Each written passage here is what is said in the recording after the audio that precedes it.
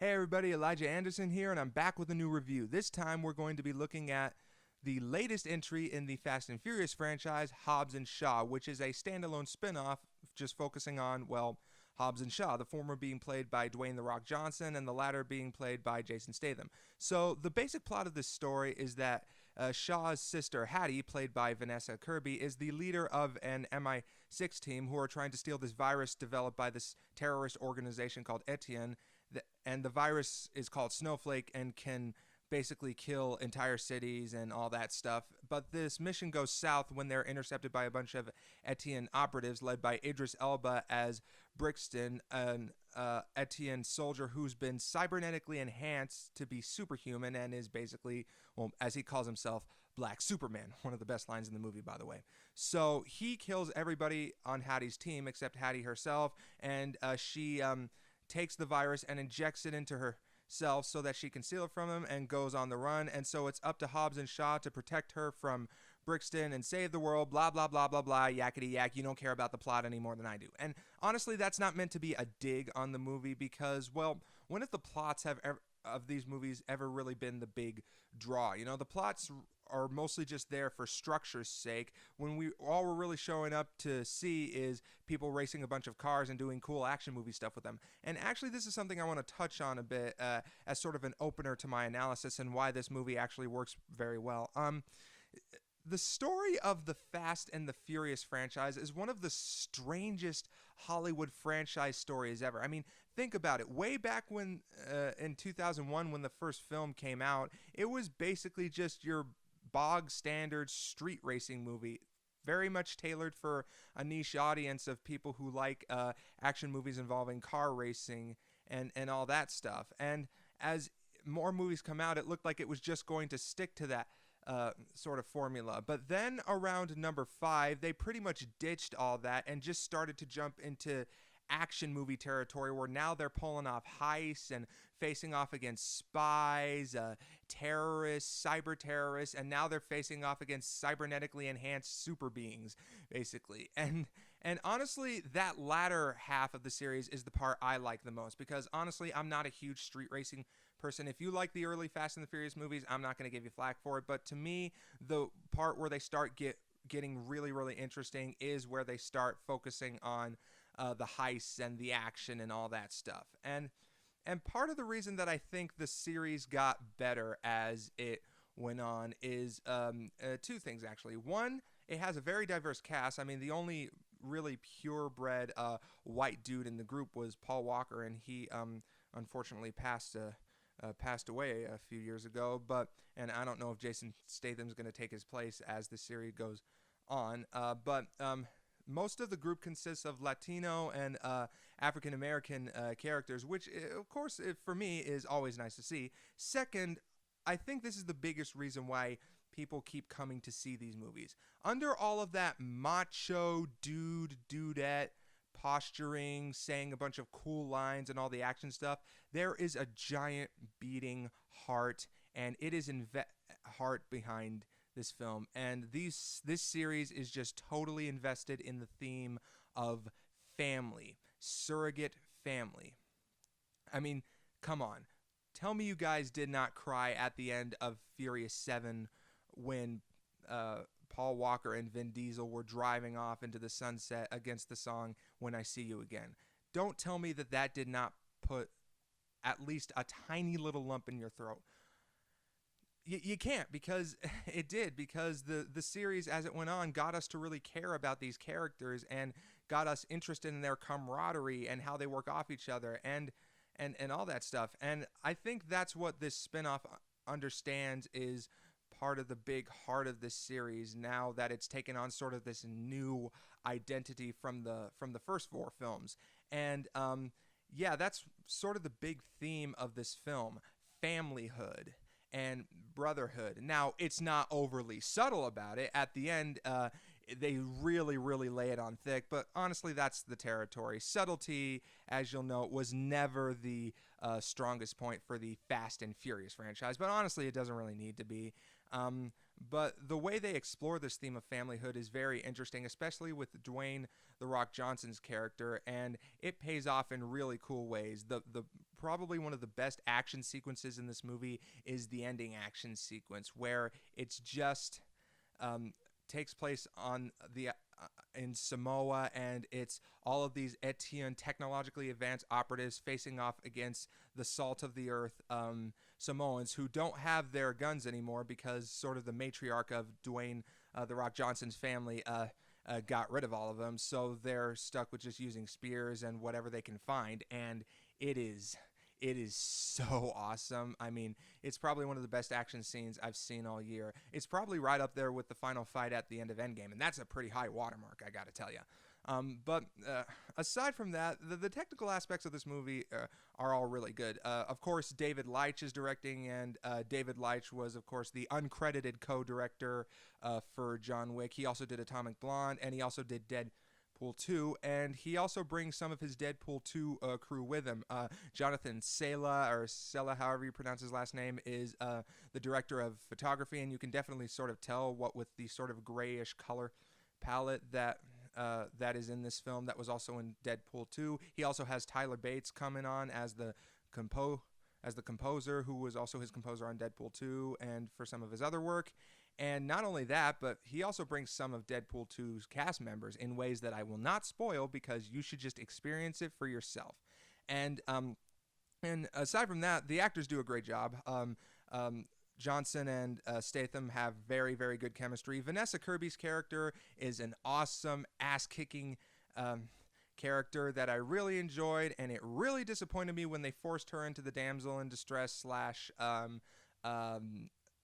romantic interest role. And now it's not as blatant because she does manage to save herself when she's in that situation, but when they made her a romantic interest, it just kind of felt forced, honestly. I mean, but hey, you just got to take what you got, and all the rest of the guys do really well too. Idris Elba looks like he's just having the time of his life playing the villain, and yeah, and I really like Idris Elba as an actor, so it was just fun to see him again playing what's basically just Black Superman, and so yeah, that's pretty much all I have to say about this film. It's really good. It's probably the most fun I've had in a movie theater like since Endgame, even though my theater was sadly very empty. I want to see this again with sort of a packed theater just to see audience reactions to this, because this is one really funny buddy cop film, or buddy cop action film, or whatever you want to call it. And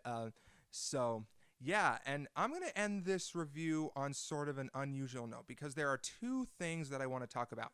Two trailers that have come out this week that I really want to discuss. The first one is the trailer for Robert Eggers' new film, The Lighthouse. Now, Robert Eggers was the guy who did the movie The Witch, which I have recently watched. I know I've said I wasn't going to watch it, but after thinking a bit, I realized I was probably drawing the wrong message from the movie, and so I went into it and watched it, and I kind of enjoyed it. I don't want to I'm not going to say that I want to watch it over and over and over again, but I really liked that kind of horror.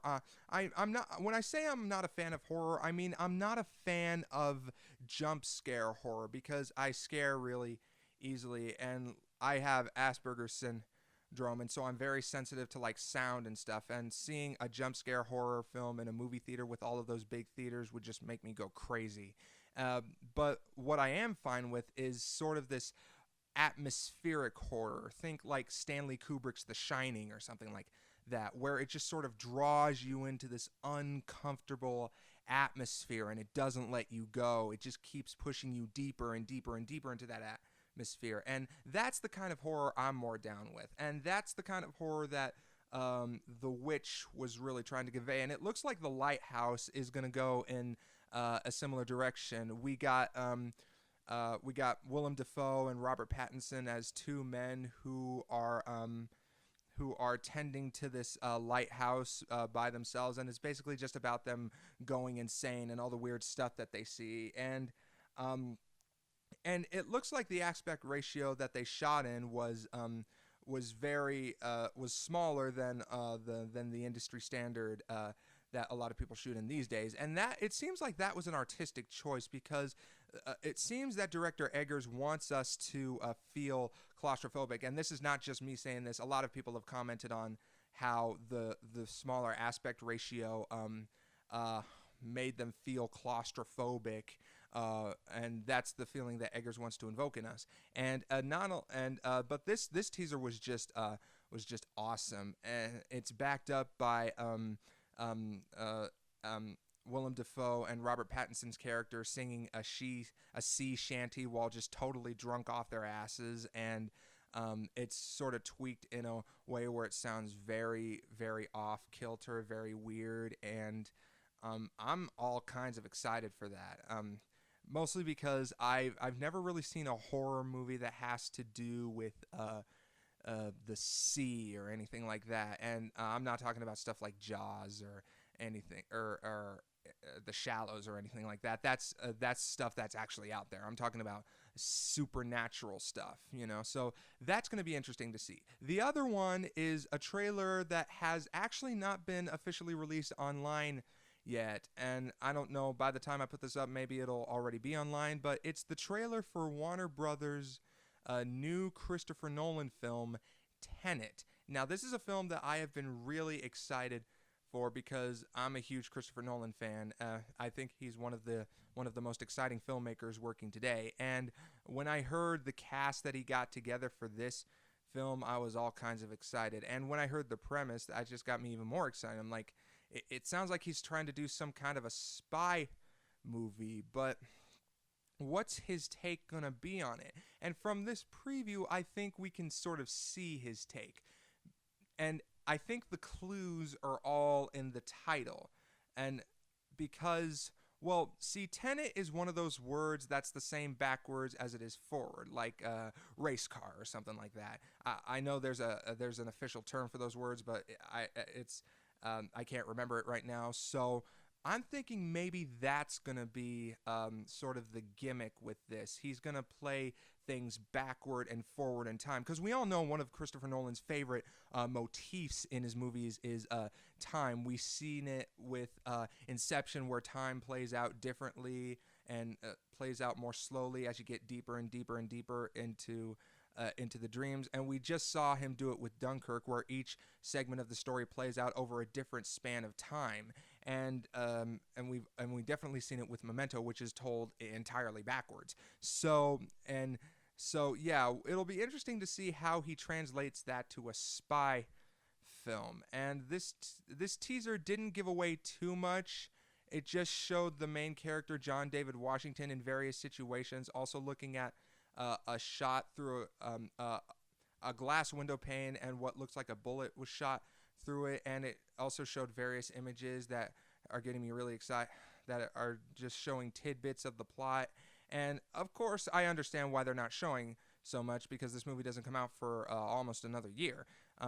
But it has me all kinds of excited because, like I said, I'm a huge Christopher Nolan fan, and I want to see what he does with this. And the cast he assembled for this is just spectacular. You got John David Washington, who I thought was really good in BlacKkKlansman. You got Robert Pattinson again, and you also got Kenneth Branagh, Elizabeth Debicki, Aaron Taylor Johnson from Kick-Ass and Age of Ultron, and of course Michael Caine, because you can't make a Christopher Nolan movie without Michael Caine. It's just not done. So, yeah, I will be very anxious to see more promotional material for this film, and that'll still probably not give away all of the movie's major twists, because, hey, that's just Christopher Nolan. So, anyway, that's all I have to say for this episode, and until next time, I will see you guys later.